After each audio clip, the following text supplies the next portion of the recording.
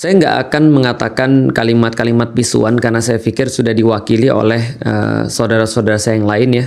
Apalagi yang bisa menggambarkan kelakuan kayak gini. Udahlah yang diomongin udah biadab, udah. Apalagi ya kemarin ya, iblis udah, binatang udah, apalagi anjing udah, apalagi tuh. Ya semuanya lah ya. Kalimat-kalimat makian, dan saya cuma untuk menyampaikan apa yang saya khawatirkan aja. Pertama teman-teman sekalian, saya coba untuk menyampaikan dulu apa yang saya rasakan secara pribadi, yang relate dengan saya dan mungkin juga relate bagi teman-teman sekalian ataupun teman-teman pasti ngalamin. Ketika saya datang ke rumah bapak saya langsung ngomong gini, "Lik, hati-hati, anak-anakmu di pesantren. Hati-hati loh, Lik, sekarang marak banget. Entah apapun lah tuh yang terjadi di pesantren. Yang lalu-lalu kita pernah dengar anak-anak dibully, dipukul sampai mati di pesantren. Kita juga sudah sering banget dengar pelecehan seksual dari guru yang laki-laki terhadap murid-murid yang perempuan, yang seolah-olah mengatasnamakan agama. Ibaratnya orang-orang yang baru masuk pesantren, yang mungkin mereka belum memahami agama secara utuh, mereka tuh seolah-olah dikatakan bahwa ini adalah bagian daripada khidmat kepada gurunya, menjadi bagian daripada sesuatu yang islami, padahal jauh banget daripada sesuatu yang islami. Artinya kultur-kultur boarding itu dimanfaatkan seolah-olah menjadi satu hal yang mewajarkan perkara-perkara yang buruk. Belum lagi kemudian kasus di antara para santri. Ada santri-santri yang akhirnya kemudian perempuan sama perempuan, kasusnya kemudian masuk ke LGBT. Laki-laki sama laki-laki, kasusnya juga masuk ke LGBT. Bapak saya langsung bilang, "Lik, hati-hati, Lik, hati-hati. Udahlah, Lik, keluarin aja dari pesantren." Ketika kemudian Alila datang ke tempat bapak saya langsung bilang, "C, hati-hati ya, C, jangan percaya sama gurumu dan segala macam." Bayangin ya, sedangkan di dalam Islam di sisi lain kita tuh diminta untuk benar-benar menghormati guru. Karena ulama-ulama berkata pada kita bahwa bapak kita tuh ada dua. Satu bapak yang menjadi bapak biologis kita, satu adalah bapak ideologis kita. Dan bapak ideologis kita itu lebih penting daripada bapak biologis karena dia yang mengajarkan ilmu, dia yang mengajarkan kebaikan. Satu sisi. Tapi di sisi lain banyak orang-orang yang bajingan tadi itu menjadikan ketaatan terhadap guru, sebuah rasa hormat, respect kepada guru itu sebagai cara untuk melakukan hal-hal yang tidak baik. Tadi ya, itu yang saya rasakan. Sehingga bapak saya benar-benar khawatir. Bapak saya bahkan menjadikan kasus-kasus ini sebagai dalam tanda kutip sebuah cara untuk kayak, ya kok begitu sih? Bukankah harusnya orang-orang agama itu memberikan kedamaian, memberikan perlindungan, memberikan ilmu? Kok justru banyak orang-orang yang beragama lalu mereka melakukan hal-hal yang justru tercela? Masuk kepada narasi berikutnya, berarti orang-orang beragama tuh ya ternyata nggak ada bedanya, bahkan bisa jadi lebih bajingan daripada orang-orang yang nggak beragama. Lantas dikatakan lagi, masuk lagi narasi, berarti agama cuma kedok. Maka banyak sekali kita lihat di komen-komen misalnya berkaitan dengan hal ini, orang-orang bilang kan gitu kan ya, cara paling mudah untuk melakukan kejahatan adalah berkedok dan bertopeng agama dan segala macamnya. Pertama-tama teman sekalian, saya sudah cerita tentang apa yang menjadi lead bagi saya tentang kasus ini. Dan pertama-tama saya mau ngasih tahu, saya tidak berniat untuk membela kelakuan ini karena kita sudah tahu dan saya sudah mulai dari awal. Saya udah kehilangan kata-kata bahkan untuk misuin orang-orang kayak gini. Kalau misalnya kita ketemu orang-orang kayak gini ya mungkin bukan kata-kata lagi yang tepat untuk kita sampaikan kepada dia kan gitu. Nah, hanya saja kita harus tahu bahwasanya yang pertama, meskipun saya tadi tidak mau untuk membela dan memang tidak bisa dibela, tidak perlu dibela, hanya kita perlu meluruskan ada beberapa hal. Yang pertama teman-teman sekalian, adalah sesuatu yang tidak bijak ketika kita sampaikan bahwa kita kaitkan kejahatan-kejahatan itu kita kaitkan dengan pesantren.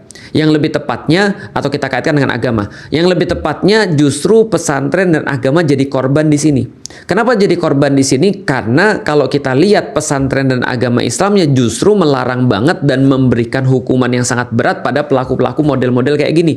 Bahkan bukan hanya memberikan hukuman, melakukan tindakan-tindakan preventif, melakukan tindakan-tindakan pencegahan. Bila ada seorang laki-laki sudah kemudian menyerupai perempuan, maka itu sudah tidak boleh. Maka sebenarnya ya betul, ini adalah bagian daripada kelalaian kita bersama-sama ketika kita sudah lihat model-model cowok tapi kemudian ketika berpakaian kayak cewek, lalu kemudian berperilaku kayak cewek, lalu kemudian dia dibiarkan untuk mengemban satu tugas atau amanah yang memungkinkan dia untuk melakukan keburukan-keburukan, harusnya itu dari awal memang sudah dicegah.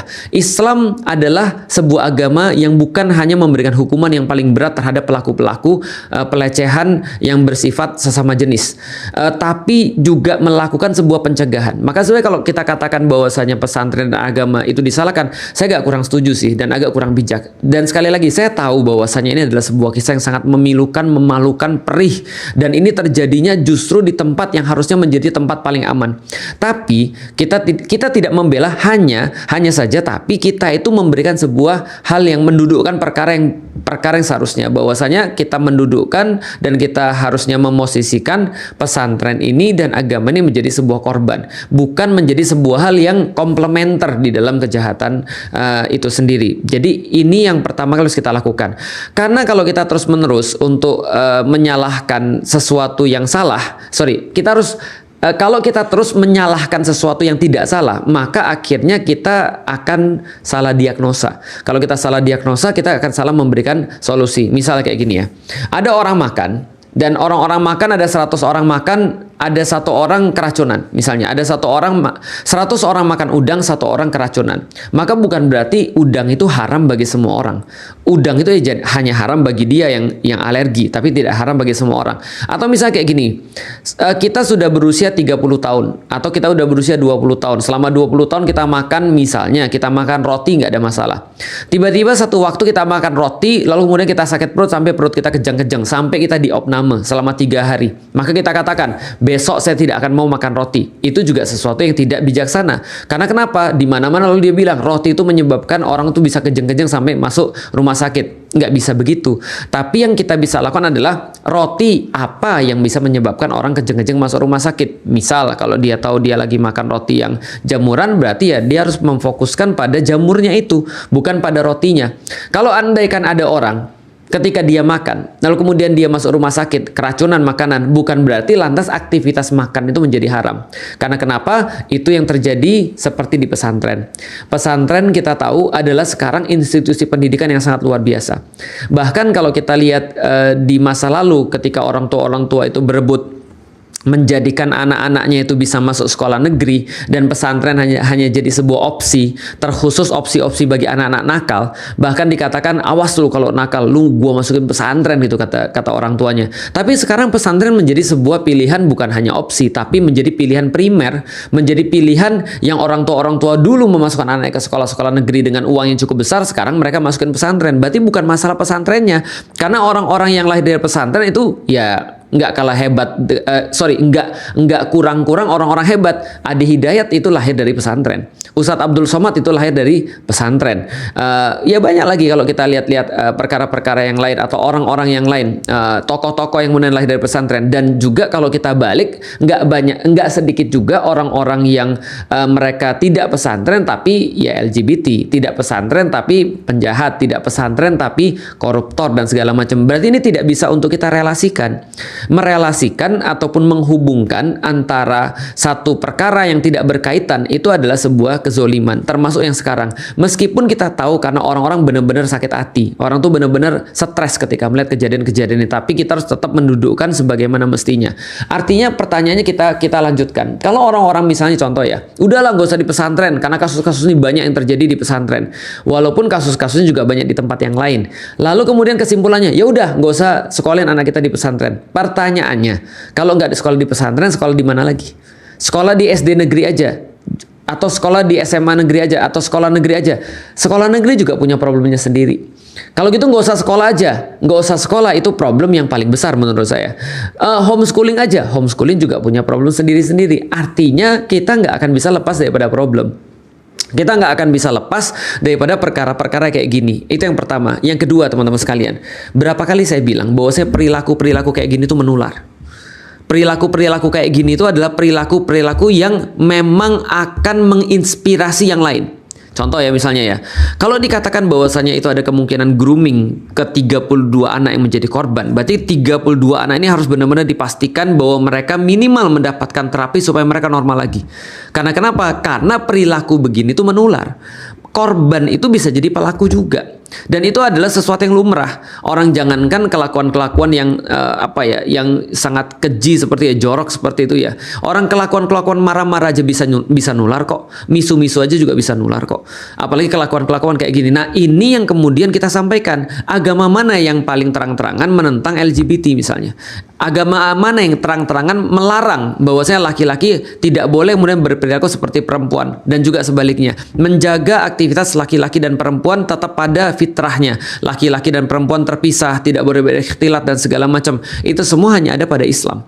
Artinya adalah apa? Kita harus tahu bahwasanya kejadian-kejadian seperti ini justru terjadi karena Islam tidak diterapkan, even di pesantren. Karena itulah kalau kita lihat pesantren-pesantren sekarang, mohon maaf nih, berarti mereka belum bisa untuk menerapkan Islam secara kafah.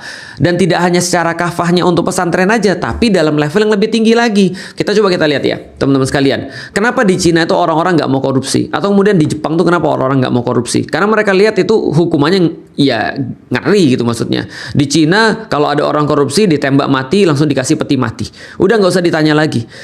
Kemarin di Korea kita lihat. Ada orang yang di Korea atau di Vietnam saya lupa ya. Ada orang yang kemudian punya duit crazy rich-nya itu kemudian ditangkap lalu kemudian dihukum mati.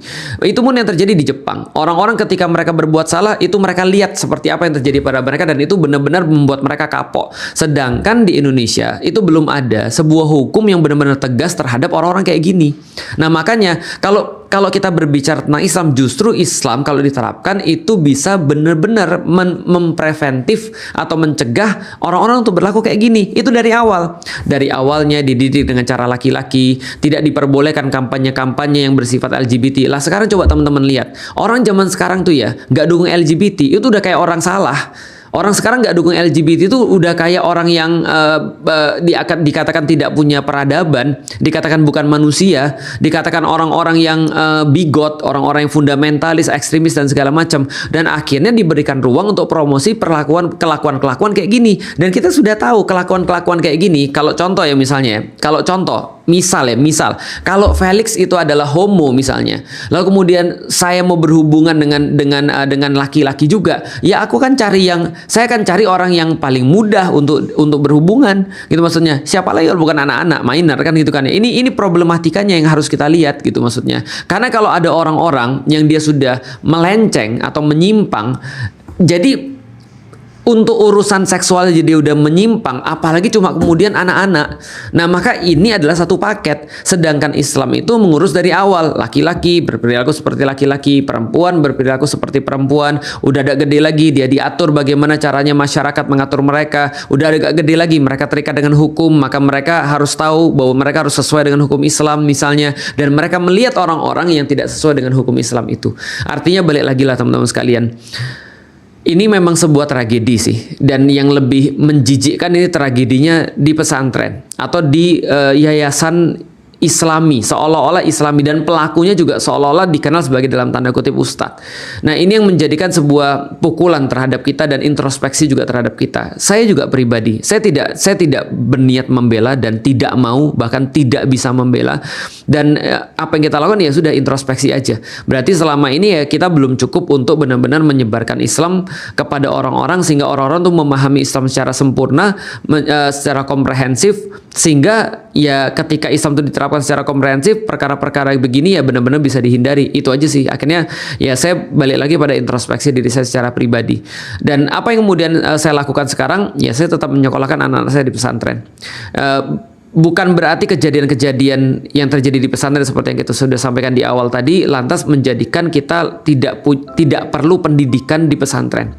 Tapi tergantung kita memilih pesantren yang terbaik seperti apa untuk anak-anak kita. Meskipun pasti kita tahu usaha-usaha kita pun yang terbaik mesti akan ada ujian-ujiannya, tapi toh tetap harus kita pastikan. Maka yang saya pastikan untuk anak-anak saya pilihkan pesantren-pesantren yang saya kenal siapa yang menjadi mudir atau menjadi penanggung jawab daripada pesantren itu. Kita tahu seperti apa karakternya, kita tahu seperti apa perjuangannya, kita tahu seperti apa visinya. Dan setelah itu kita juga berkenalan dengan orang-orang yang berkaitan langsung dengan anak-anak kita, guru-gurunya, penanggung jawab kamarnya, lalu kemudian seperti apa kejadian-kejadiannya, kita bisa berkonsultasi dan seterusnya. Nah, disinilah mungkin yang kita bisa lakukan ketika negara mungkin belum ikut campur. Negara mungkin tidak menganggap ini sebagai sesuatu yang serius. Lebih serius daripada misalnya IKN, atau lebih serius daripada misalnya ekstremisme atau fundamentalisme agama dan seterusnya. Ya udahlah, we are on our own. Jadi kita itu berdiri sendiri dan harus kerjain sendiri, dan kita bisa kerjain secara apa? Secara komunitas dan secara individual. Jadi itu aja teman-teman sekalian yang menjadi unek-unek saya. Ini tetap harus saya sampaikan bahwasanya jangan sampai kita tuh menjadi takut nyekolahin anak-anak kita ke tempat yang memang seharusnya kita sekolahin. Artinya jangan sampai ketika ada orang-orang yang menjadi contoh-contoh buruk lantas semua kebaikan kita tolak. Jangan sampai ketika ada orang-orang 1, 2, 3 orang yang bajingan lantas kita tidak harus untuk membuat anak-anak kita ini menuju pada sesuatu yang ideal. Artinya jangan lihat Muslim, balik lagi, lihatlah Islamnya, pelajari Islamnya. Dari situ kita akan tahu bahwasanya justru Islam merupakan korban pada kejadian-kejadian ini. Pesantren adalah korban, agama adalah korban, dan sekaligus menjadi sebuah solusi justru daripada kelakuan-kelakuan seperti ini. Assalamualaikum